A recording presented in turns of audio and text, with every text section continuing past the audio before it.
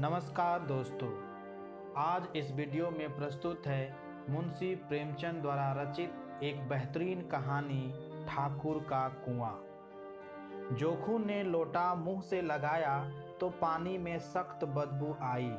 गंगी से बोला, यह कैसा पानी है, मारे बास के पिया नहीं जाता।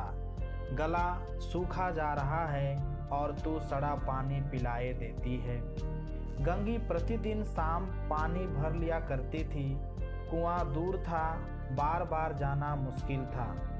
कल वह पानी लाई तो उसमें बू बिल्कुल न थी। आज पानी में बदबू कैसी। लोटा नाक से लगाया तो सचमुच बदबू थी।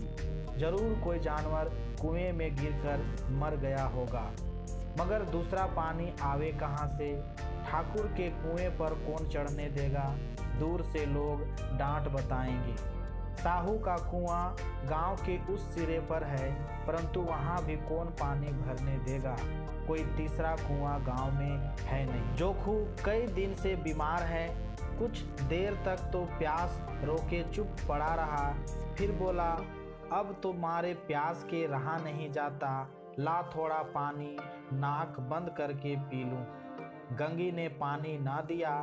खराब पानी से बीमारी पड़ जाएगी इतना जानती थी, परंतु यह न जानती थी कि पानी को उबाल देने से उसकी खराबी जाती रहती है। बोली, यह पानी कैसे पियोगे, न जाने कौन जानवर मरा है। कुएं से मैं दूसरा पानी लाए देती हूँ। जोखू ने आश्चर्य से उसकी ओर देखा। पानी कहाँ से लाएगी। ठाकुर और साहू के दो कुएं तो हैं, क्या एक लोटा पानी न भरने देंगे। हाथ पांव तुड़वा आएगी और कुछ ना होगा।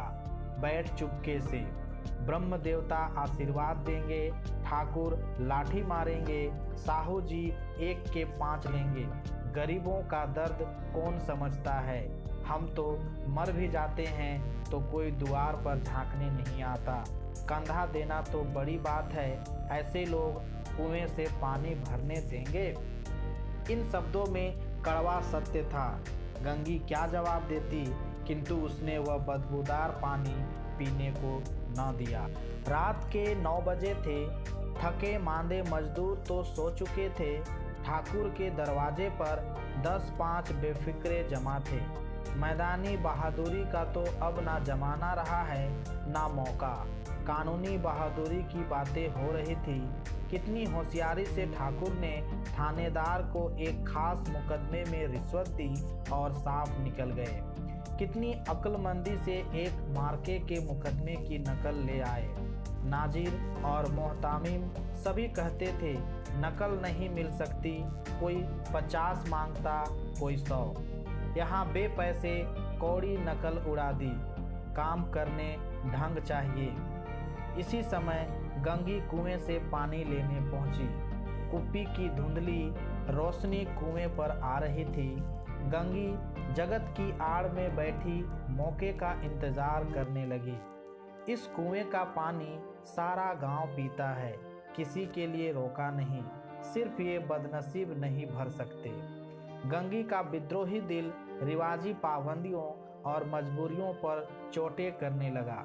हम क्यों नीच हैं और ये लोग क्यों ऊंच हैं, इसलिए कि ये लोग गले में तागा डाल लेते हैं। यहाँ तो जितने हैं एक से एक छठे हैं। चोरी ये करे, जाल फरेब ये करे, झूठे मुकदमे ये करे।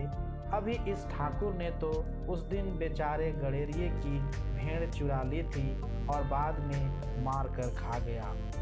इन्हीं पंडित के घर में तो 12 मास जुआ होता है। यही साहू जी तो घी में तेल मिलाकर बेचते हैं, काम करा लेते हैं, मजदूरी देते नानी मरती है। किस किस बात में हमसे ऊंचे हैं। हम गली गली चिल्लाते नहीं कि हम ऊंचे हैं, हम ऊंचे हैं। कभी गांव में आ जाती हूँ तो रस भरी आँख से देखने लगते हैं, जैसे सबकी छाती पर सांप लौटने लगता है। परंतु घमंड यह कि हम ऊंचे हैं। कुएं पर किसी के आने की आहट हुई। गंगी की छाती धक धक करने लगी। कहीं देख ले तो गजब हो जाए, एक लात भी तो नीचे ना पड़े। उसने घड़ा और रस्सी उठा ली और झुककर चलती हुई एक वृक्ष के अंधेरे साये में जा खड़ी हुई। कब इन लोगों को दया आती है किसी पर। बेचारे महंगू को इतना मारा कि महीनों लहू थूकता रहा, इसलिए तो कि उसने बिगाड़ ना दी थी। इस पर ये लोग ऊंचे बनते हैं। कुएं पर स्त्रियां पानी भरने आई थी, इनमें बात हो रही थी। खाना खाने चले और हुक्म हुआ कि ताज़ा पानी भर लाओ, घड़े के लिए पैसे नहीं हैं। हम लोगों को आराम से बैठे देखकर जैसे मर्दों को जलन होती है। हाँ, यह तो ना हुआ कि कलसिया उठाकर भर लाते, बस हुक्म चला दिया कि ताज़ा पानी लाओ, जैसे हम लौंडियों ही तो हैं।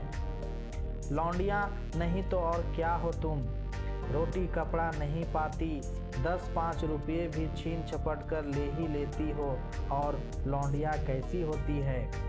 मत लजाओ दीदी, छिन्न भर आराम करने को जी तरस कर रह जाता है। इतना काम किसी दूसरे के घर कर देती तो इससे कहीं आराम से रहती। ऊपर से वह एहसान मानता, यहाँ काम करते करते मर जाओ, पर किसी का मुंह ही सीधा नहीं होता। दोनों पानी भरकर चली गई तो गंगी वृक्ष की छाया से निकली और कुएं की जगत के पास आई।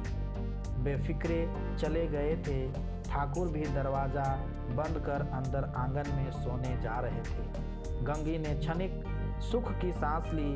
किसी तरह मैदान तो साफ हुआ। अमृत चुरा लाने के लिए जो राजकुमार किसी जमाने में गया था, वह भी शायद इतनी सावधानी के साथ और समझ बूझ कर ना गया हो। गंगी दबे पांव कुएं की जगत पर चढ़ी।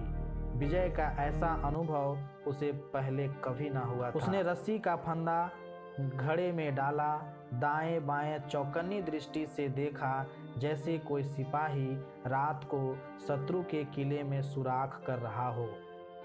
अगर इस तरह वह पकड़ ली गई तो फिर उसके लिए माफ़ी या रियायत की रत्ती भर उम्मीद नहीं।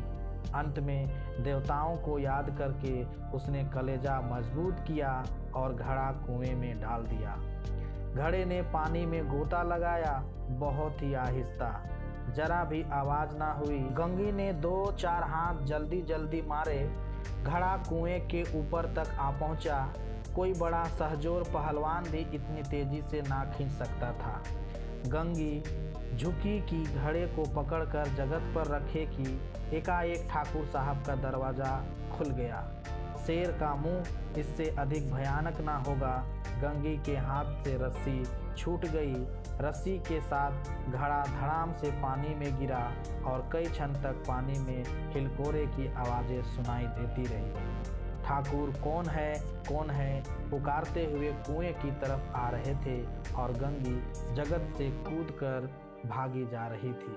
घर पहुंचकर देखा कि जोखू लोटा मुंह से लगाए वही मैला गंदा पानी पी रहा है। धन्यवाद।